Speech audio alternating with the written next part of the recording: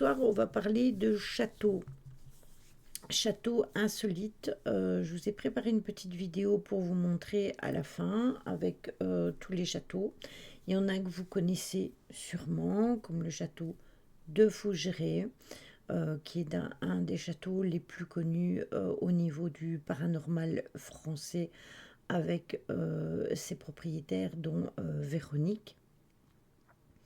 Je vous ai aussi mis en lien une vidéo de Alex que je suivais, qui était enquêteur. Malheureusement, ben, il n'a plus beaucoup de, comment, de vidéos sur son compte YouTube, malheureusement, puisqu'il a dû les retirer pour droit d'image à cause de la personne qui l'accompagnait en enquête. Donc du coup, il reste plus que 6-7 vidéos, mais il n'y a plus son enquête à Fougeray, mais il y a encore la visite complète qu'il avait fait du château, qui dure une vingtaine de minutes. Donc ce que je ferai, c'est que je vous mettrai le lien ici dans le chat, mais je vous le mettrai aussi, il est déjà mis dans le blog, parce que dans le blog j'ai déjà mis l'article, mais je vous le mettrai aussi dans le Discord sur documentaire.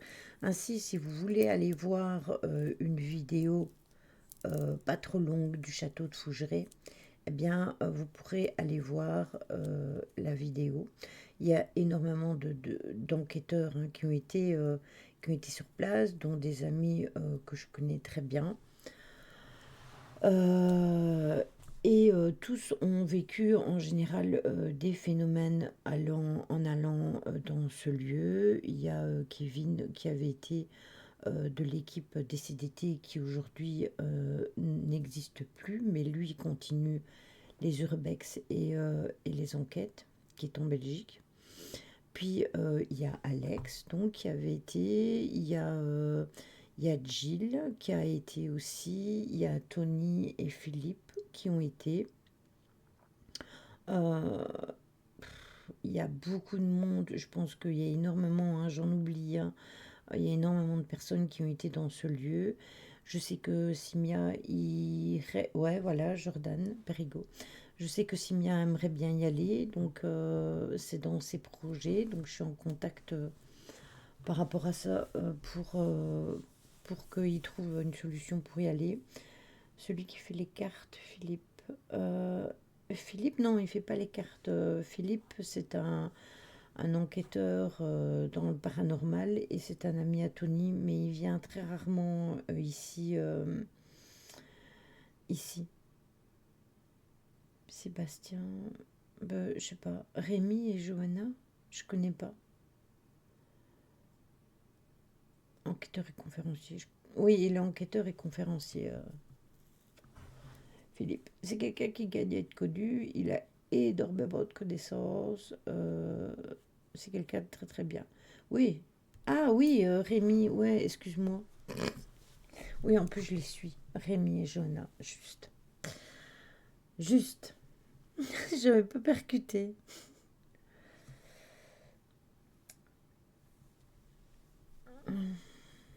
D'ailleurs, il en fait pas mal partout en France en ce moment. Ouais, mais moi, j'ai pas été dans ce château. J'ai été dans un autre quand j'étais petite. Mais que mes colonies se faisaient dans des châteaux. Ah, mais ça, c'est cool, hein. Ça, c'est cool. Alors, le premier château dont on va parler, c'est un château qui est en Italie. C'est celui dont je vous ai parlé. C'est le Castel del Monte. Si je l'ai choisi, c'est de par sa forme qui est très très spéciale. Vous verrez sur les photos de la vidéo. Donc ça se passe sur le plateau des Murges, et d'une ferme fortifiée. On voit justement le fameux Castel del Monte, et il domine le plateau au sommet d'une colline à 5 km plus ou moins à vol d'oiseau. Le Castel Monte, comme son nom l'indique, a été construit au sommet d'un petit mont de 540 mètres d'altitude. Ce n'est pas très haut en effet, mais néanmoins suffisant pour surveiller le plateau des Murges loin des alentours. Et sa forme massive inspire vraiment le respect. On doit bien boire là-bas. Moi, j'aimerais bien aller à Fougeray, mais c'est dans la Vienne et c'est un peu loin pour moi, mais j'aimerais vraiment un jour y aller, ne fût-ce que pour y passer une nuit. Ah, Murge, ok. Alors, le chiffre 8 est écrit à l'horizontale et ça représente donc l'infini. Il faut savoir qu'il y a plein de choses qui sont en référence avec le numéro 8.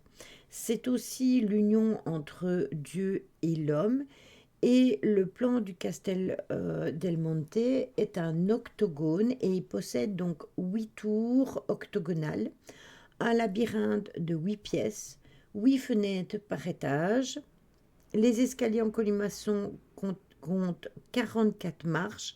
Voilà pourquoi on raconte que le château est magique et qu'il renferme le Saint Graal.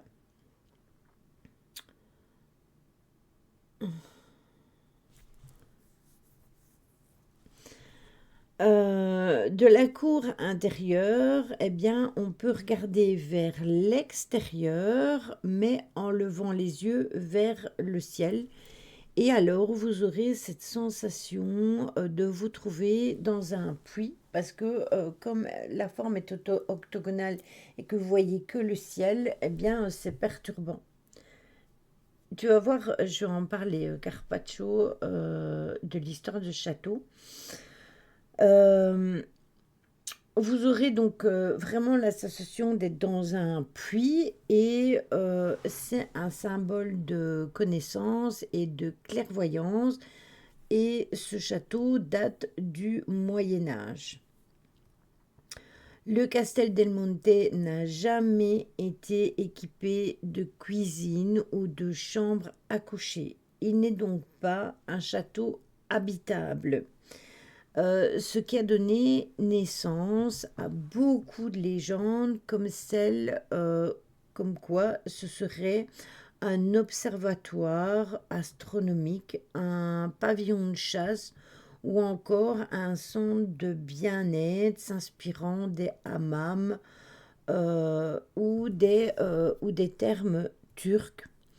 C'est vrai que c'est très spécial parce que quand on était, si on est tout en haut des tours, et comme en plus il est surélevé de 540 mètres, et que c'est dégagé tout à l'alentour, on peut se dire que peut-être il servait vraiment d'observatoire déjà pour regarder ce qu'il y avait à l'extérieur, mais aussi c'est vrai que pour observer le ciel, quand vous êtes justement dans ces fameuses colonnes et que vous regardez que le ciel, eh bien ça pouvait être intéressant. S'il y avait le Graal ou l'Arche d'Alliance dans l'histoire, il y aurait forcément les Templiers à un moment. Oh, c'est ça, un observatoire à con. À con dans le ciel alors. Mais depuis presque 800 ans, donc c'est le château del Monte, comment, Carpaccio. Euh, Presque 800 ans où les secrets de Frédéric II n'ont toujours pas été dévoilés parce que on n'arrive pas à savoir le pourquoi du comment. Plus on s'approche donc de cette forteresse, plus on découvre donc que sa forme géométrique est extrêmement particulière, avec une répétition de chiffre 8 qui lui donne à la fois beaucoup d'allure, mais aussi une architecture assez surprenante, qui ne manque pas d'interroger tout le monde. Pourquoi autant de précision pour construire ce château au début du XIIIe siècle? Est-ce que c'était une forteresse défensive? Personne ne le sait. J'y peux rien, vous avez parlé des deux. Oui, il est magnifique. Le château est en effet donc de forme octogonale, comme je vous le disais, et à chaque sommet de l'octogone, une tour elle-même de forme octogonale. Donc chaque étage abrite 8 pièces et les étages sont donc reliés par des escaliers étroits en colimaçon qui tournent dans le sens inverse des aiguilles d'une montre, et cette répétition de chiffre 8 imprime un rythme agréable donc à l'architecture du monument. J'ai l'impression d'être avec les stagiaires, non hein.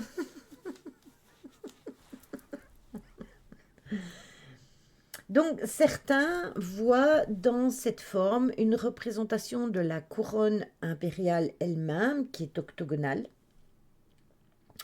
Et il faut aussi noter que le château comporte quand même 5 réservoirs d'eau qui sont connectés aux cheminées et donnent lieu à interprétation. Je ne suis pas payée, donc en attendant, on attend pas trop de moi. Ben, dans le sens inverse des aiguilles d'une montre, ok, mais quand on monte, on descend, le sens change. Oui, sauf que tu dois monter d'un côté et descendre de l'autre, normalement. Donc, oui, le sens change à chaque fois. Il faut savoir que le château comporte donc ces 5 réservoirs, mais ce qui est assez perturbant, c'est que ça évoque bien des mystères à propos de ce château. Il ne comprend pas de chapelle, il ne comprend pas non plus de cuisine, que ça je vous l'ai déjà dit, il ne comprend pas non plus d'écurie, ni de douve. Ce n'est donc ni une forteresse pour se défendre, ni même un relais de chasse. Est-ce que c'était une résidence d'agrément? Est-ce que quelqu'un a vécu là juste pour y vivre là et a construit ça pour ça? Euh, non, pas de chambre. Coucou Choupi. Ça ressemble à un bunker. C'est très bizarre. C'est très bizarre. J'avoue, c'est extrêmement étrange. Il y a les réponses aux questions qui sont posées, bien évidemment, et bien évidemment, les historiens et experts concernant le château doivent être liés à la personnalité de son commanditaire. Et c'est donc l'empereur des Romains Frédéric II qui a décidé de construire ce château, et ça a donc démarré en 1229 et celle-ci s'est achevée en 1240. Mais il n'est pas certain que Frédéric II l'ait à jamais occupée. En effet, n'oubliez pas que dans ce temps-là, les gens ne vivaient pas autant de temps que nous. Donc, quand ils entreprenaient de construire des bâtiments de ce style et que ça prenait beaucoup trop de temps, eh bien, il y avait une chance sur 10 pour qu'ils n'y vivent pas du tout. Frédéric II, donc, a été un empereur qui était important, et c'est Frédéric de Hohenpfoten, qui est un prince souabe, fils d'Henri IV, empereur de Saint-Empire et roi de Germanie. Et par sa mère, il descend de Roger II, donc son grand-père, le premier roi normand de Sicile. Il devient donc empereur à cette époque-là des Romains en 1220 et le restera donc jusqu'à sa mort en 1250. Et il fut également le roi de Germanie et de Sicile, mais aussi de Jérusalem à l'issue de la sixième croisade qu'il va lancer selon sa promesse faite au pape de reconquérir le royaume de Jérusalem perdu face aux Saladins. Au cours de son royaume, de son règne, il a eu des démêlés avec la Ligue lombarde, mais aussi avec la papauté, et il fut même excommunié à 2 reprises. L'empereur était cultivé, il parlait 6 langues, le latin et le grec bien évidemment, il parlait le sicilien, le normand, l'allemand en raison bien évidemment de ses origines, mais aussi l'arabe. Il était ouvert aux sciences, à la philosophie et à la poésie. C'est pour ça qu'on se demande si ça n'avait pas été fait pour regarder le ciel, parce que s'il s'intéressait aux sciences, il s'intéressait peut-être à l'astronomie et peut-être aussi à l'occulte, voire à l'ésotérisme. Au milieu, il y a la vue sur le ciel. C'est ça. C'est ça. C'est vraiment ça.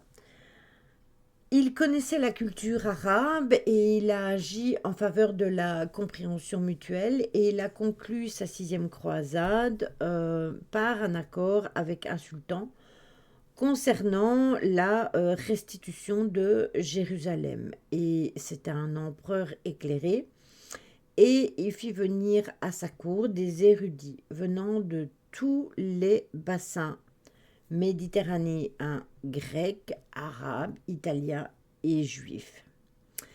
Est-ce que c'est humanisme éclairé qu'il faut, est-ce que c'est là-dedans qu'il faut chercher les éléments qui ont conduit à la réalisation de ce chef-d'œuvre qui est vraiment unique dans son architecture médiévale, qui est Castel del Monte? Bah, on voit pas beaucoup le ciel quand on est au fond du puits. Oui, et en plus, je ne sais pas si vous avez vu, mais vous le verrez peut-être sur les photos que je vais vous passer tout à l'heure. Ce qui est intéressant aussi, c'est que quand vous êtes au fond de la cour, donc tout en bas, comme le dit Carpaccio, eh bien, vous pouvez remarquer qu'il y a des portes qui donnent à l'étage, enfin, qui sont en haut, mais que vous pouvez ouvrir, mais qui n'ont pas de possibilité de sortir. Donc, il n'y a pas vraiment de, de raison d'avoir ces portes. Donc, c'est assez intriguant.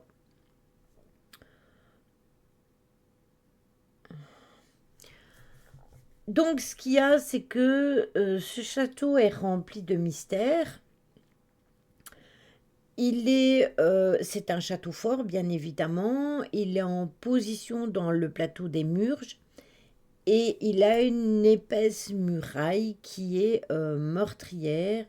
Il avait peut-être prévu des étages au-dessus de la cour. Je ne sais pas, mais c'est vraiment bizarre. Castel del Monte ne peut pas être considéré comme un château de défensif chargé d'assurer la sécurité de ses occupants et de la population des alentours. Donc, est-ce que c'était un relais de chasse? Rien n'est sûr, puisque le château ne comporte pas d'écurie. Alors que, ben, on le sait, les nobles chassaient à cheval. Donc il fallait bien un endroit pour mettre les chevaux. Donc c'est étrange. Le château n'a pas été fini. On ne le sait pas. Est-ce que c'était un centre de soins basé sur l'eau, genre un MAM?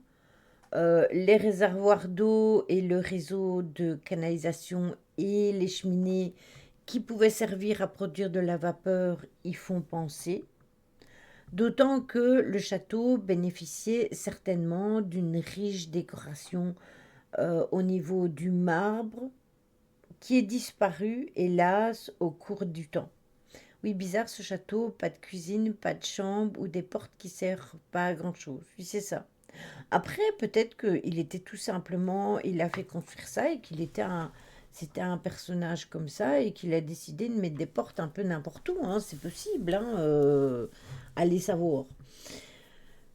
Est-ce que c'est un observatoire astronomique? Ben, sa position précise, qui donne aux ombres portées des murs des longueurs qui coïncident avec celles de la cour et des pièces, les jours d'équinoxe justement et de solstice peuvent y faire penser. On peut même y détecter le nombre d'or. Et c'est ça qui est intéressant. D'ailleurs, j'avais pu remarquer que quand on regardait le dessus du château et que on met le... Attendez, hein, il faut que je retrouve le nom dans ma tête qui m'est sorti. Euh, je pense que c'est le cube de Métatron. Je pense que c'est ça. Si on met le cube de Métatron au-dessus, eh bien, c'est dans les mêmes constructions, dans les mêmes choses. Il n'y a pas plus bizarre que le manoir Winchester comme construction. Ah oui, celui-là, oui. Mais ça, j'en avais déjà parlé il y a des années, hein, mais j'en avais déjà parlé quand on avait parlé comment, euh, du sanatorium aux États-Unis. J'avais parlé du manoir Winchester. Mais c'est vrai que la construction, là, elle est complètement aberrante. Ce qui est intéressant, c'est que vraiment, c'est cette coïncidence avec les jours d'équinoxe et de solstice. Et oui, c'est ça, c'est le cube de Métatron. En fait, quand vous regardez le cube de Métatron et que vous regardez le dessus du château, eh bien, ça y ressemble très très fort, ça correspond énormément. Ça, il n'y a personne qui en parle. C'est juste une analyse que j'ai pu faire parce que quand c'est mon chéri qui m'avait montré le tableau, je vous avais expliqué. En fait, vous savez, quand vous allumez l'ordinateur, avant de taper le mot de passe, on vous met des images de lieux divers et variés. Et avant de taper le mot de passe, eh bien, directement, il a vu le château et il a repris le nom. Et quand il est descendu, il m'a dit, ouais, j'ai trouvé un château dont tu pourrais parler en live. Et du coup, on a cherché. Et directement, ouais, pareil, mais au mec, ça m'a sauté aux yeux. Je me suis dit, mais c'est quoi ce truc? Et en fait, j'ai été vérifier, j'ai pris le cube de Métatron, j'ai regardé une image et j'ai regardé l'image du château et je trouvais que ça correspondait énormément et je lui ai dit, bah regarde, c'est vraiment étrange. Et du coup, j'avais dit que j'allais en parler. Après, j'ai encore le sujet que Caro m'avait demandé de faire, que je vais m'y plonger aussi. Mais je trouvais ça très interpellant. Et où on peut justement en détecter le nombre d'or, ça aussi c'est extrêmement intéressant. Donc ça, c'est quand même assez inter- interpellant, oui voilà. Mais on ne saura peut-être jamais. Mais le plus important est de dire que ce château, il est unique, il est joliment restauré et après son acquisition par l'État italien en 1928, il continue à trôner superbement sur le plateau des Murges et à ravir par sa superbe silhouette. L'UNESCO ne s'y est pas trompé parce qu'il l'a classé au patrimoine universel, oui, de l'humanité en 1996. Donc ça fait très longtemps que ce château est mis en avant et qu'il est protégé. Mais il est possible d'aller le visiter. Donc si vous allez en Italie et que vous n'êtes pas loin de cette région-là, eh bien, je vous conseille d'aller voir ce château qui a l'air d'être vraiment magnifique. Vous voulez que je vous montre les photos ou vous voulez attendre la fin pour qu'on regarde toute la vidéo avec tous les châteaux l'un derrière l'autre? Bah pourquoi elle a coupé une poêle des poils à ton chat? Quelle idée. Non, pas tout mélanger. Les cons. Bon, attendez. Faut que je repasse là. Ça, je le mets là. Ça, je dois le mettre là. Euh, Attendez. Je vous mets la vidéo là.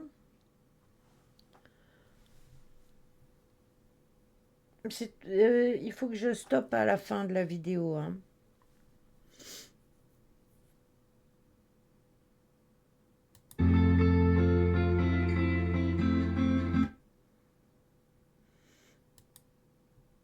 Bon, attendez.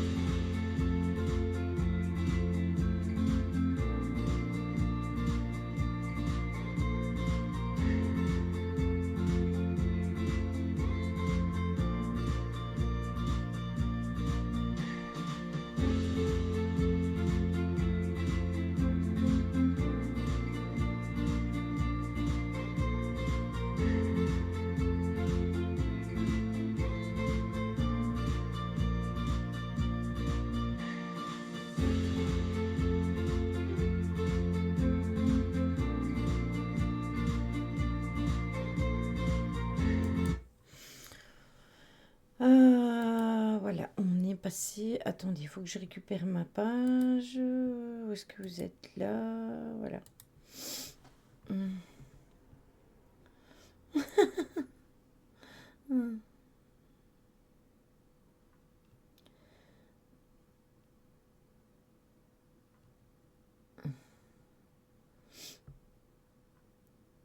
Il est très régulier. Le truc des tours est très régulier, en effet, Carpaccio.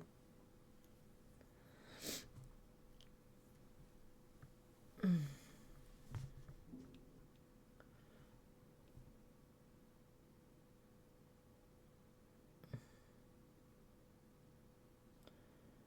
Irrégulier? Comment c'est irrégulier? Qu'est-ce que tu veux dire par irrégulier? Non, il est parfaitement régulier. Juste que sa forme, tu peux bien remarquer, ils ont même fait des dessins avec des triangles à l'intérieur pour voir le nombre de triangles. C'est d'ailleurs à cause de ça, à cause de ces fameux dessins, que aussi j'ai pensé, en le voyant par au-dessus et de par en dessous, au cube de Métatron dont on parlait tout à l'heure avec Jo. Elle dit irrégulier. C'est un garçon, le pauvre.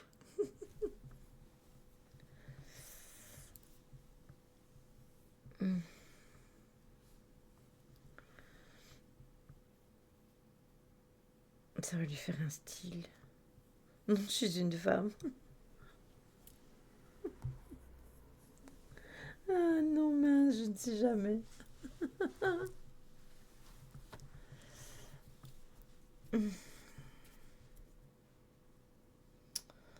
Non, regarde, les tours sont pas ouvertes pareil. Bon, attendez, je vais prendre les photos sous les yeux parce que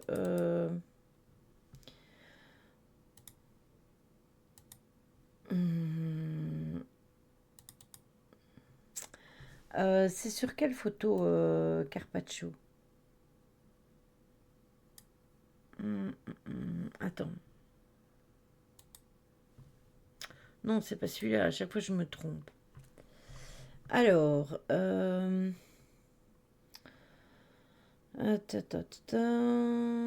me parle ici. Il y a une photo. Tu parles de celle-là?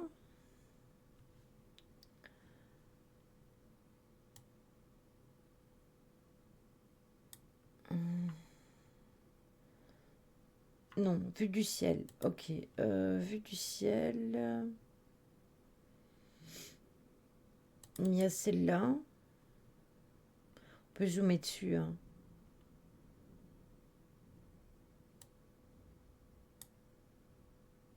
Ah, ça, tu parles. Tu parles des dessins au-dessus, c'est ça? Oui, c'est vrai, les dessins. Ouais, ça, je sais. C'est ici, regarde. Tu le vois ici sur le plan. Euh, là, là, là, là, ici, là et là. Et apparemment, ça a à voir aussi. Justement, ça, c'est les fameuses cheminées dont je vous parlais tout à l'heure, puisqu'elles sont raccordées au réservoir d'eau.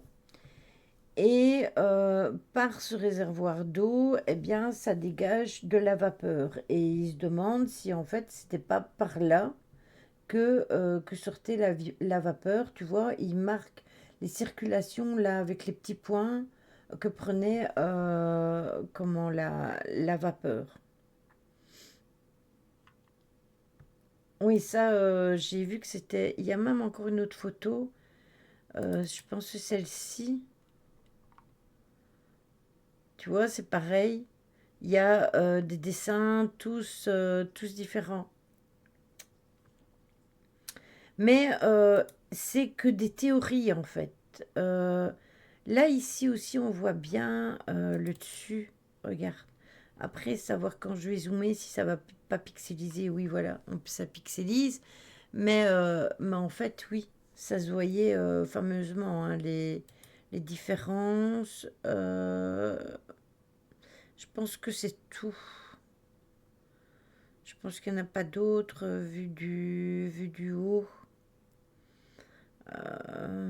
Non, ça c'est de loin. Mais avant, quand il était anciennement, même ici, hein, quand tu regardes, tu vois, c'est les petites fenêtres là, ça fait comme une régulation aussi au niveau de la vapeur. Mais allez savoir comment ils faisaient. On est deux femmes. Un carpaccio.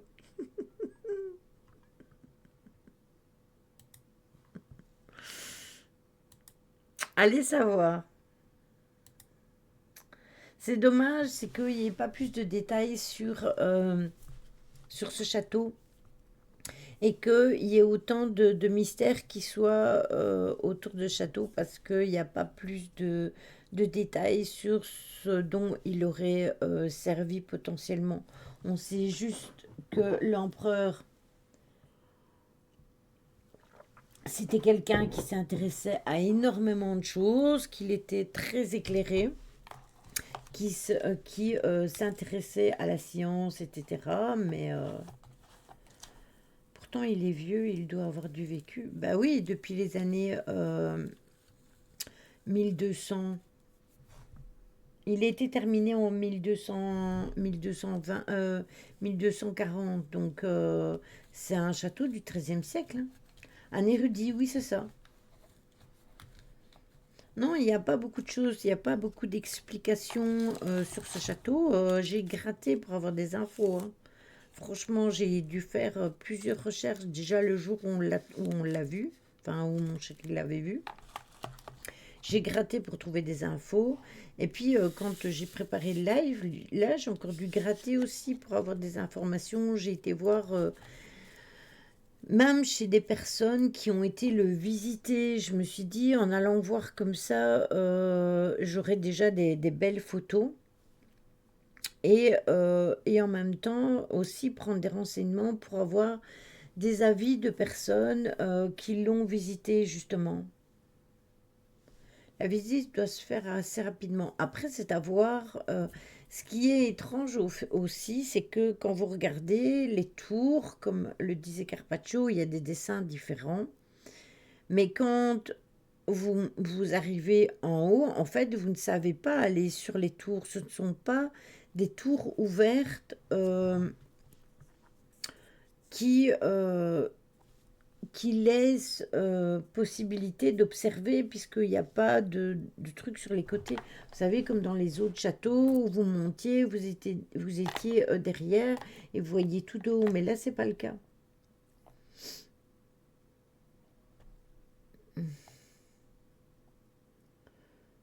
Ouais, c'est ça. Je pense que quand on le visite, ça doit sûrement être le bas pour voir du bas ce que ça donne vers le haut. Et peut-être qu'on visite le bas et qu'on monte les escaliers pour aller jusque aux 8 étages, mais pas plus haut. Donc du coup, oui. Après, c'est quand même incroyable aussi qu'il ait été jusqu'à utiliser les 44 escaliers, les fameux 44 escaliers, qui restent quand même en marge avec le numéro 8, puisque 4 et 4 plus 4 ça fait 8. Je ne vous apprends rien en vous disant ça.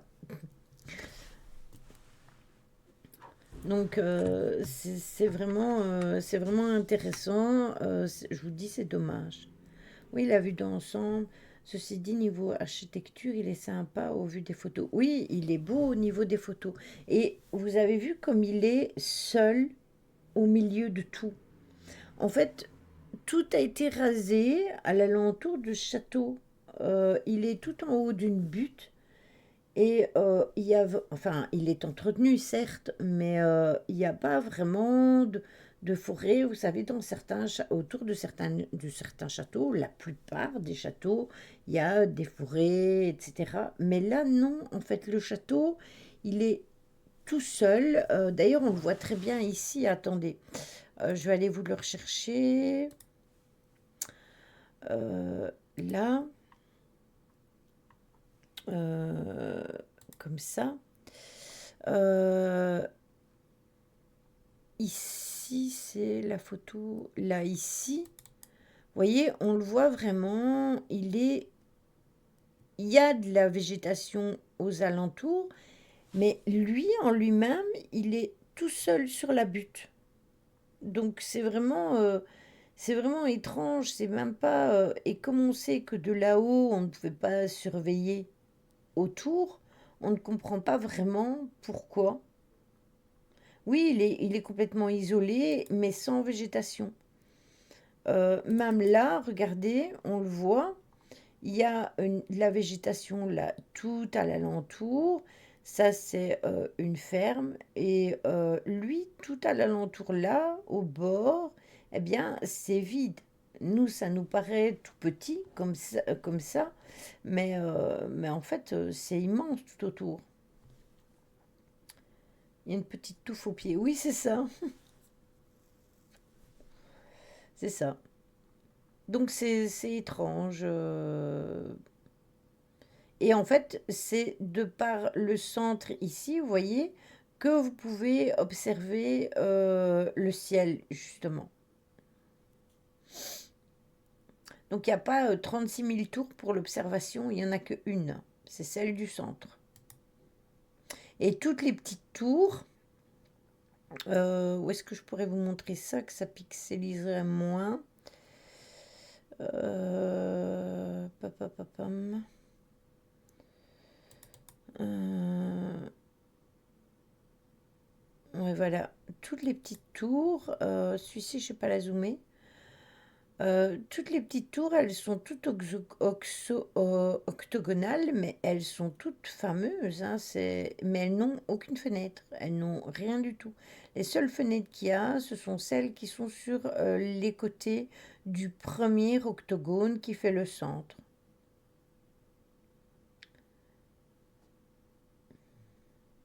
C'est ça, c'est ça, carreau qui est étrange. Donc voilà.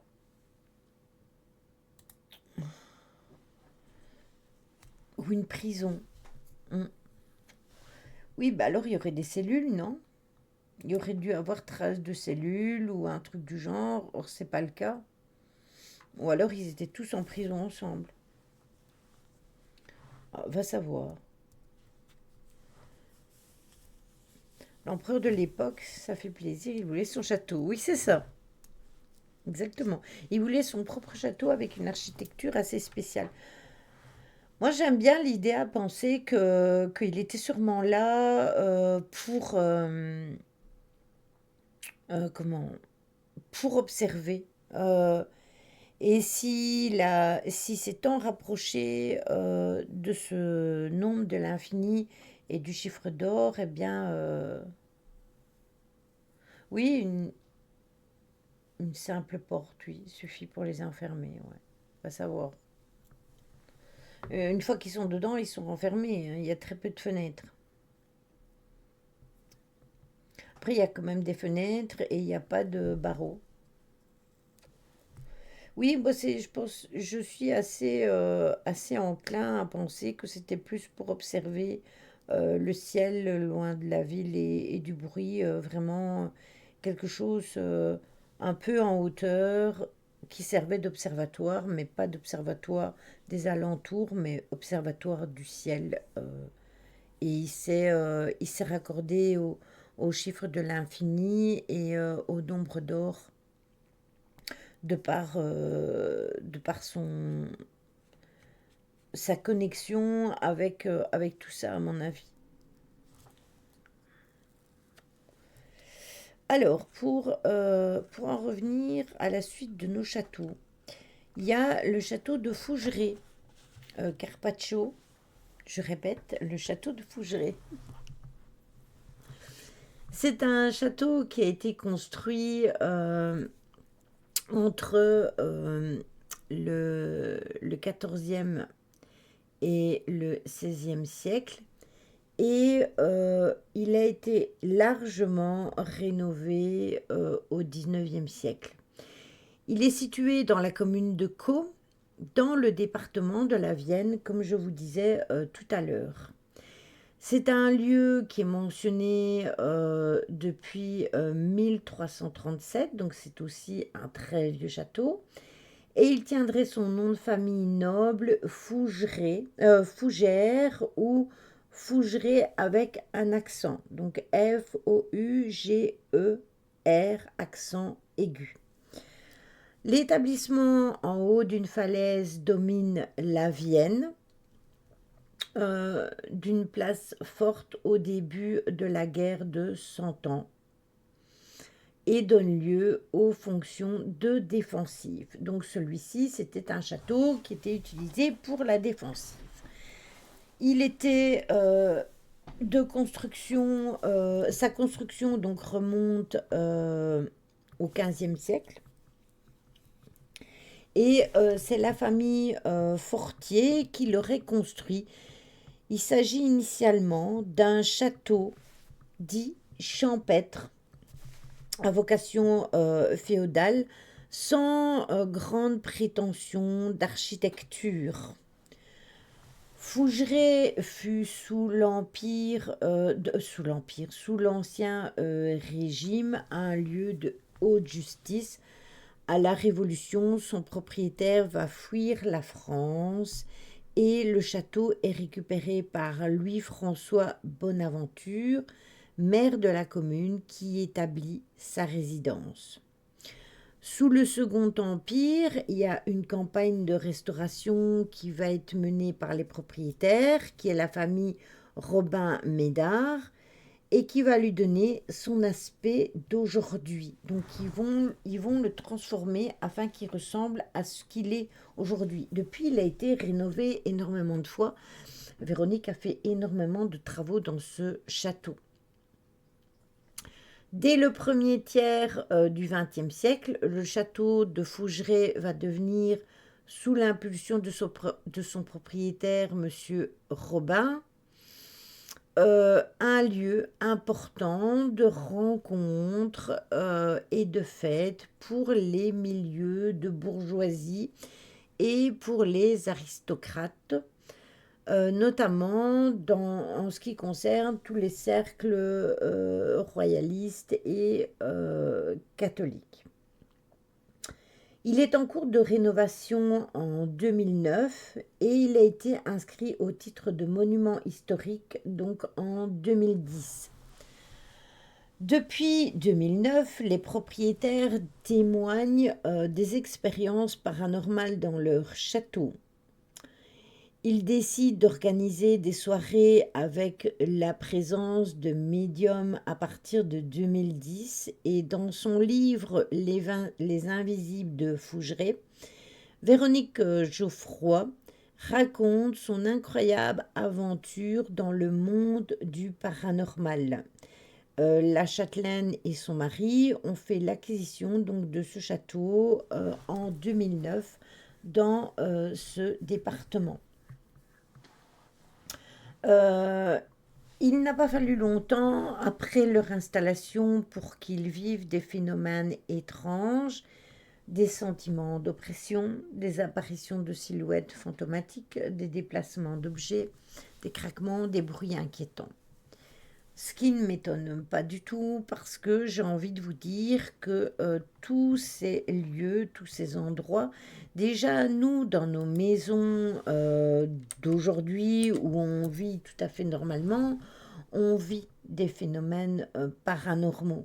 Alors pourquoi un château gorgé d'histoire qui a été construit dans les années 1300 ne renfermerait pas des histoires concernant le monde invisible. Et ça, je pense, j'ai tendance à penser que c'est valable pour tous les châteaux. Cette accumulation de faits qui sont bizarres et effrayants vont inquiéter donc Véronique.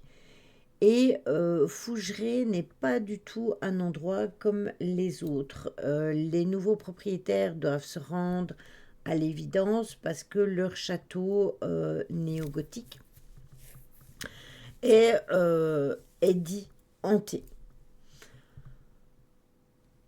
Euh, on va recenser des dizaines de fantômes, de revenants, appelez-les comme vous voulez, mais aussi des faits de poltergeist, des esprits frappeurs, et chaque pièce, chaque chambre serait occupée par des entités de l'au-delà. J'ai vu des vidéos sur ce château. Ben oui, forcément, puisque Alex, il y avait été choupi. Normalement, tu avais dû suivre probablement ses enquêtes à l'époque, quand il y avait été tout seul. Et oui, mais c'est normal, il y en a énormément qui ont été dans ce lieu. Et il y en a qui ont été et qui ont filmé leur rencontre avec... non, il n'avait pas été avec elle.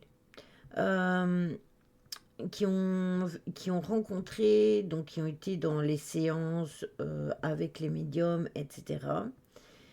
Et ça a été vraiment très perturbant parce qu'il y a des choses qui sont dites et qui sont un peu olé olé. Euh, Après, ce que a vécu Véronique est assez interpellant et jamais je remettrai en cause ce qu'elle a vécu parce que on le sait que quand on a une certaine sensibilité, qu'on est connecté avec ce monde-là, on peut vivre des choses qui sont interpellantes, mais c'est propre à chacun. Et après, pour ce qui en concerne au niveau des poltergeists, un poltergeist, je vous le rappelle, c'est l'effet, le fait de faire bouger un objet ou de déplacer un objet. Ça, c'est un poltergeist. Ce n'est pas nécessairement quelqu'un qui vous prend une table et qui vous la fait voler à 200 mètres. Non, rien qu'un briquet qui bouge et qui se déplace de 5 cm, c'est un effet de poltergeist. Euh, et du coup, ben, il n'y a rien d'étonnant là-dedans. Après, je connais plein de personnes, je vous l'ai dit tout à l'heure, qui ont été dans ce lieu et qui ont vécu des choses assez étranges et interpellantes. Oui, mais t'inquiète, Caro, fais dodo, t'inquiète pas. Repose-toi bien et il y a Domani, hein. Chaque pièce, donc, elle a son histoire. Il y a celle d'Alice, il y en a plein, plein, plein. Merci, Domani. On reste dans l'italien, hein. Donc voilà. Les propriétaires sont-ils terrifiés de vivre dans cette maison? Vont-ils vendre ou garder le lieu? Ben, ils vont le garder. Et pourtant, il y a des griffons qui sont peints au mur. Ah, il y a eu un problème avec Nancy. Quelqu'un peut la débloquer, s'il vous plaît? Elle a dû faire une faute de frappe. Et mon bot, il dégaine plus vite que l'éclair, celui-là, hein. Merci, merci beaucoup, Véro. Pourtant, il y a des griffons qui sont peints au mur pour protéger le château de la magie noire. Dans la crypte, il y a deux sarcophages, dont un qui est retourné. C'est ce que l'on fait pour empêcher une sorcière d'en sortir. Le château est d'ailleurs proche des portes des damnés.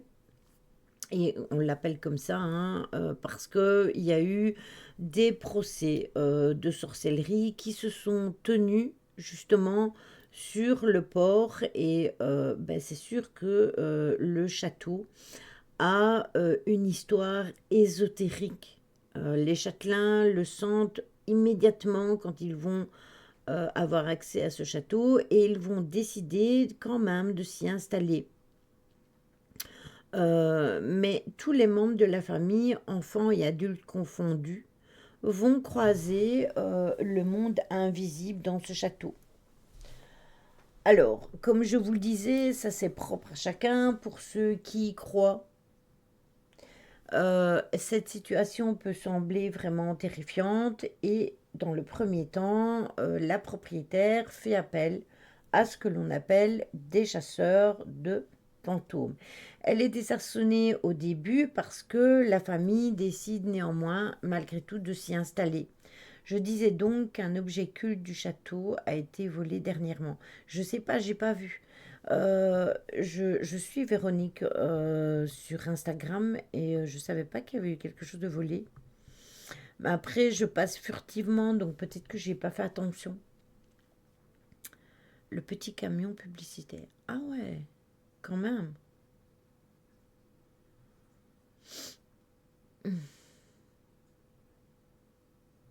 Mais pourquoi mon bot il t'a viré pour ça?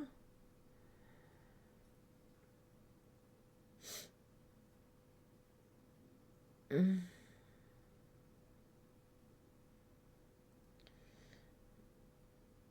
Il se déplace tout seul. Oui, mais s'il a été volé, celui qui est dans le grand couloir, oui. Dans Culte, il y a.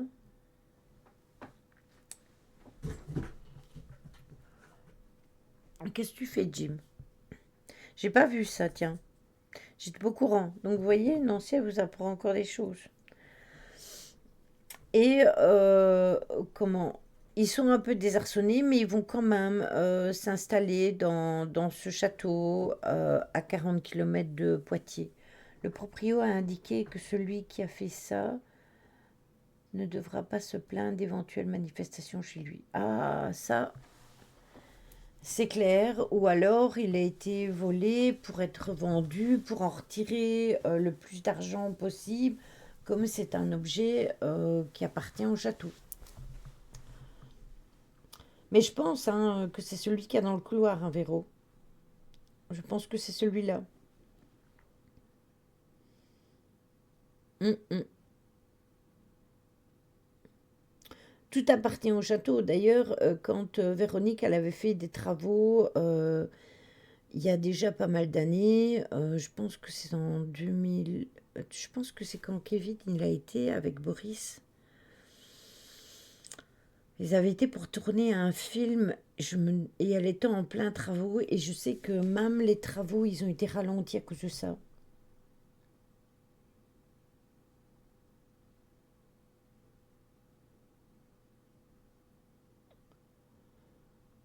Oui, c'est ça, Véro. C'est dans le couloir à l'étage. Mais je savais pas qu'il avait été volé. Mais clairement, celui qui a volé, il payera et puis c'est tout.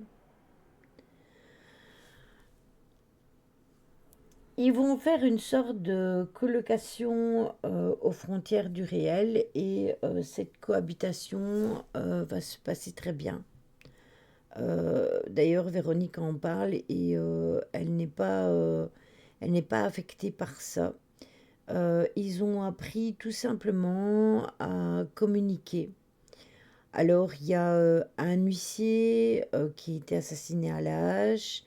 Il y a une petite fille dont on peut entendre les rires dans les étages en haut.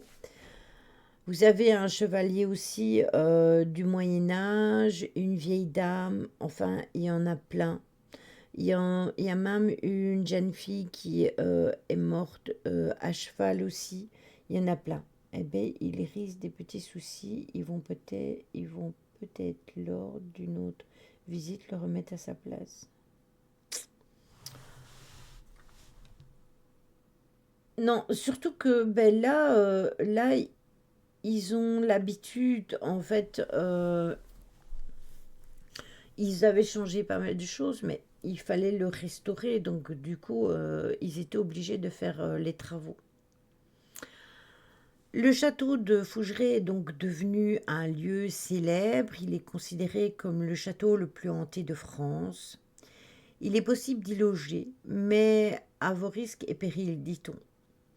C'est une potentielle intervention d'esprit qui pourrait troubler vos nuits. Et si vous êtes friand d'expériences paranormales, eh bien, il y a des visites dans le noir qui sont organisées dans ce monument. Je vais vous donner le lien. Il faut que j'aille le chercher. Attendez. Là, tac.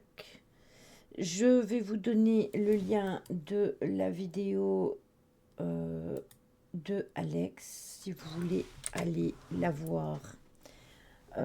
Parce qu'elle dure une vingtaine de minutes, donc je pense que j'ai pas le temps de vous la passer en fin de live. Sauf si vous voulez que je vous la passe en fin de live, si y a le temps, moi ça me dérange pas de vous la passer. C'est la visite complète du château de Fougeray.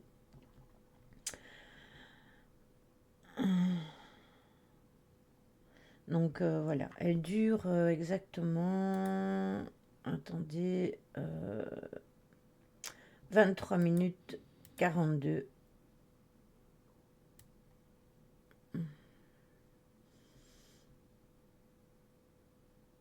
Et sur cette vidéo, il y a les vidéos de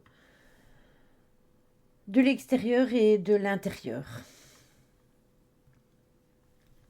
Alors, je vais vous montrer les photos avant. Hop, voilà. Je vous les mets.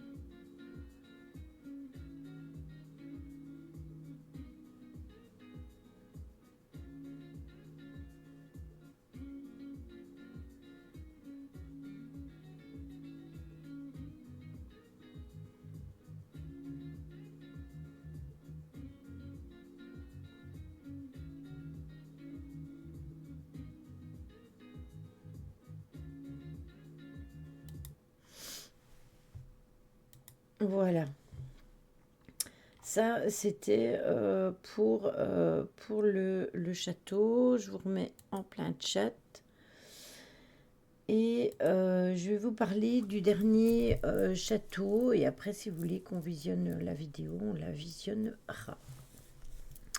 Alors, je voulais vous parler aussi du château de Grato, qui est une ancienne demeure fortifiée qui se trouve en Normandie. Stella, elle doit connaître. Elle a été remaniée et abandonnée au début du XXe siècle, dont les vestiges se dressent dans le Cotentin sur le territoire de la commune française de Grato. Je ne sais même pas si ça se dit Grato, Gratotte. C'est dans le département de la Manche, en Normandie. Les ruines du château sont situées derrière l'église Notre-Dame, sur la commune du village, dans le département français de la Manche. Et il est bâti dans le XIIIe siècle aussi. Et il est maintenu, il a été à maintes et maintes fois transformé jusqu'à ce qu'il soit à son apogée au XVIIe siècle, devenant le siège d'une marquise avant d'être laissé à l'abandon et de devenir aujourd'hui un lieu complètement touristique. Cette famille nous est connue dès le VIe siècle. C'est les Clérambault qui accompagnent le duc de Normandie Guillaume lors de la conquête de l'Angleterre. Et c'est en 1126, c'est encore un Clérambault qui souscrit une charte à l'abbaye de Lecé. Et lors de la conquête de la Normandie, en 1204, par Philippe Auguste, le seigneur de Grato, Richard de Créhy, ayant pris fait et cause pour le roi d'Angleterre, Jean sans terre, se voit confisquer ses terres et le château par le roi de France, qui probablement va les fiefs à l'un de ses partisans. Ce qui est intéressant, c'est la légende qu'il y a derrière ce château. Et cette légende, c'est la légende de la fée d'Andenne. Les origines de ce château remontent au temps des Vikings. Cette appellation est la contradiction du domaine parce que c'est le nom du seigneur fondateur, alors que les autres châteaux, c'était pas nécessairement à cause de ça qu'il avait ce nom-là. Donc l'histoire qui est liée à ce château est vraiment liée à celle de la Normandie. Elles vont de biais, elles vont ensemble. Le domaine reste propriété de cette famille jusqu'en 1251, date à laquelle, par le mariage, les seigneurs deviennent les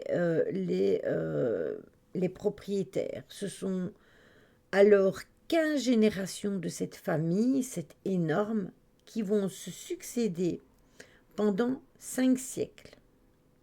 Elles aménagent, détruisent, rebâtissent et agrandissent le château. Vous vous rendez compte que pendant 5 siècles, ce château a été fait, refait et démonté et reconstruit et transformé. Probablement construit en bois à la base, la bâtisse est ensuite transformée en forteresse, puis en demeure de plaisance, tout en conservant bien évidemment ses larges douves. Les parties les plus anciennes sont les tours nord et ouest qui datent du 8e siècle tandis que les plus récentes sont ajoutées au XVIIIe siècle. Vous vous rendez compte que du XIIIe siècle, pourquoi j'ai dit XVIIIe siècle moi?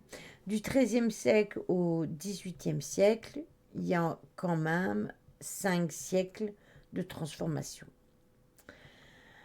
Et vient là-dedans la tour de la fée qui est chargée de mystère parce que on le sait, la Normandie est chargée d'histoire et de mystère. La légende raconte qu'un jour de chasse, le seigneur est tiré jusqu'à une fontaine par un cheval qui est assoiffé. Il va apercevoir une jeune femme en train de s'y baigner et il en tombe immédiatement amoureux. Avant d'avoir pu lui adresser un mot, la jeune femme va disparaître. Ce n'est que quelques jours plus tard qu'elle se trouve et se présente au Seigneur sous les traits de la fée Andine, Andaine. Elle accepte de s'unir à lui, dont l'unique condition qu'il ne prononce jamais le mot mort devant elle. Elle ne voulait pas entendre parler de ce mot. Amoureux de la femme de La Fontaine ou du cheval? De la femme, Carpaccio. Les années passent et le couple coule des jours heureux au château. Mais lors d'un tournoi, la fée se fait attendre pour lancer les réjouissances. Impatient, le seigneur va l'interpeller et il va lui dire « Dame, vous êtes lente en vos besognes, seriez-vous bonne à aller quérir la mort ?» Le mot interdit est prononcé. La fée va pousser un cri et va disparaître par la fenêtre de la tour qui porte encore la trace de sa main. On raconte que depuis, la fée Andine hante les couloirs du château et les jours de tempête, elle gémit « La mort, la mort, la mort ». La fée est également l'un des symboles de la famille et elle apparaît à demi nue sur leurs armes. Au sommet de l'écu, elle tient un miroir et un peigne. Il est également fait référence de cette fée dans le cri de guerre de La Maison. Et il faut noter que le terme de fae, parce que c'est écrit F-A-E-E, était aussi la prononciation populaire du mot foi. Et il a donc peut-être un double référence, une double référence par rapport à ce cri.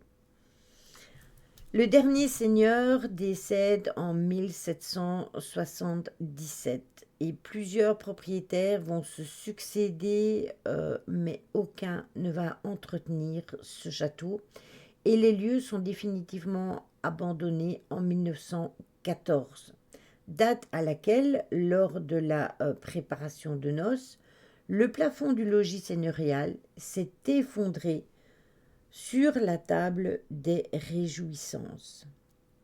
Et ce ne sera qu'en 1968 que vont débuter des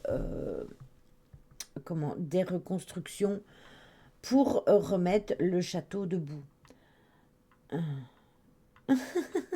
C'est ça. Ça se retourne toujours contre vous. Oui, voilà, exactement. Les efforts conjugués de nombreux propriétaires et de nombreux bénévoles en coordination avec l'association Rempart permettent de redonner au château l'aspect qu'on lui connaît aujourd'hui. C'est ça, une malédiction, c'est exactement ça, Stella. Aujourd'hui, il y a de nombreuses manifestations qui sont organisées dans son enceinte et il est possible de s'y rendre et de pouvoir y accéder. Mais tu es un homme, non? Ni homme ni femme. Il n'est ni homme ni femme. Voilà, Carpaccio. Je vais vous montrer le reste de la petite vidéo. Hop. Voilà. Et puis, on passera sur l'autre vidéo si vous voulez.